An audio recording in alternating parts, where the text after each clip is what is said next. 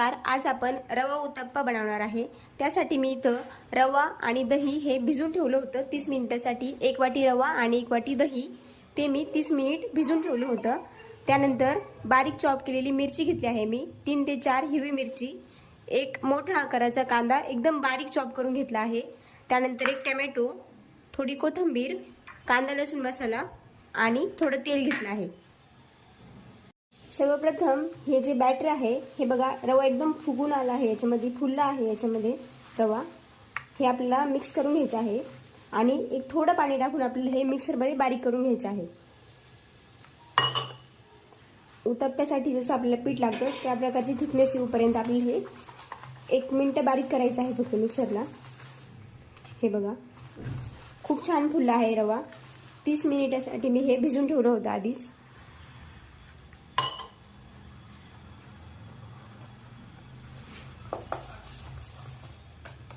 यात मी थोडं मीठ टाकते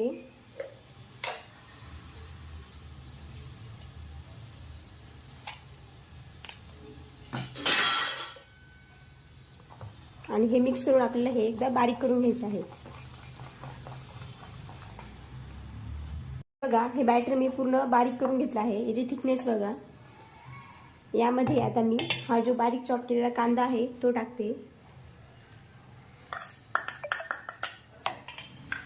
त्यानंतर हिरवी मिरची बारीक चॉप करून घेतला आहे सगळं, आणि टोमॅटो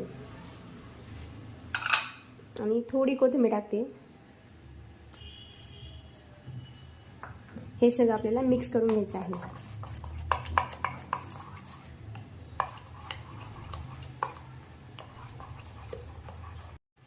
इथे मी तवा तापून घेते थोडा आणि त्याला तेल ग्रीस करून घेणार आहे. तवा थोडा गरम झाला की आपल्याला आपलं उत्तप्प्यासाठी बॅटर टाकायचं आहे. हे बघा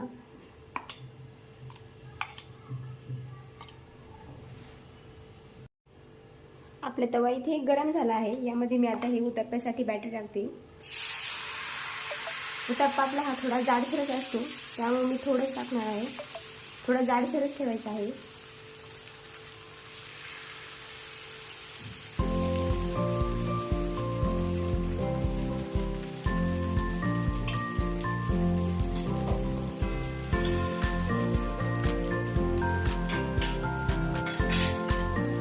थोडा हा कांदा लसूण मसाला आणि कढईत तेल सोडते.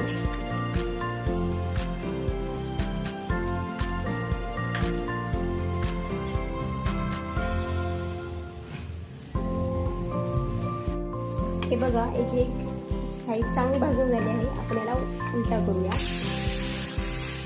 एक थोडं तेल टाकणार आहे खालची बाजू भाजून घेण्यासाठी. 1-2 मिनिटं फक्त. हे बघा आता आपल्याला परतून घेऊ. हे बघा खूप छान भाजला आहे. कलर पण खूप छान मस्त आला आहे. याला मी काढून घेते.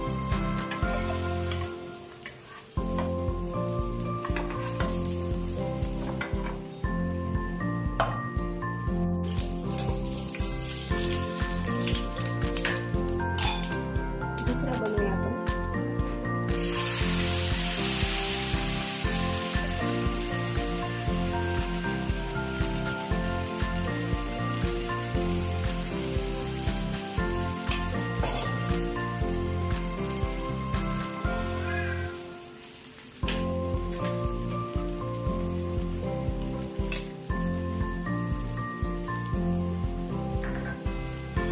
हे बघा याची एक साईड भाजून झाली आहे.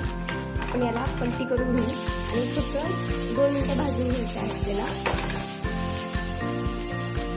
आणि काढून घ्यायचं आहे प्लेटमध्ये.